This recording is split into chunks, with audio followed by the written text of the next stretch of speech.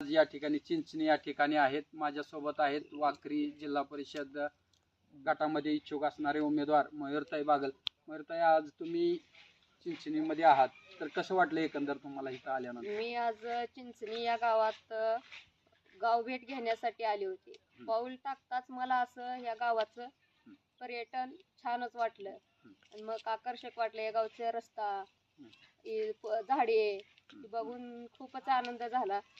मग इथं बेरोजगार महिलांना सुद्धा इथे कामे आहेत.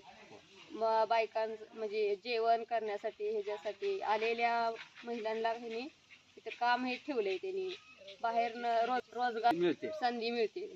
मी पाहतोय गेल्या जवळ 15 दिवसापासून तुमचा होम टू होम प्रचार चालू दिसतोय, तर एकंदर त्यामध्ये कसा प्रतिसाद आहे तुमच्या गटामध्ये? प्रतिसाद छानच आहे.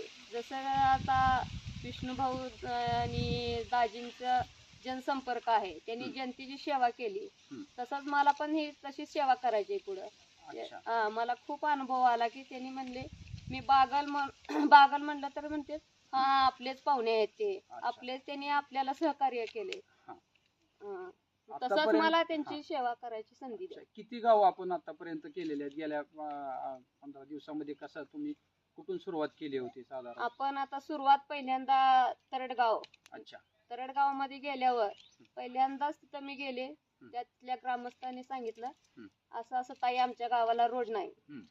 मग आम्ही म्हणलो करून देतो तुम्हाला 2च दिवसात. आमच्या मुलांना शाळेत जाण्यासाठी सुद्धा रस्ता नाही, पावसाळ्यात सुद्धा अडचणी येतात, मुलांसाठी तर करत आहे असं म्हणल्यावर आपण म्हणलो 2 दिवसात तुम्हाला रोड करून देतो.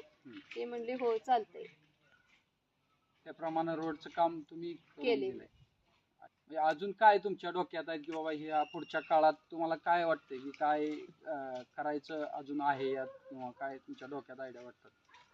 रस्ते करायचे, लाईटचे कामे करायचे, महिलांना बेरोजगार महिला आहेत त्यांना बचत गटाच्या माध्यमातून रोजगार उपलब्ध करून द्यायचा. अच्छा, तर आपण पाहिलं की मयूरताई बागल यांचं गेल्या 15 दिवसापासून या ठिकाणी गाठीभेटी सुरू आहेत.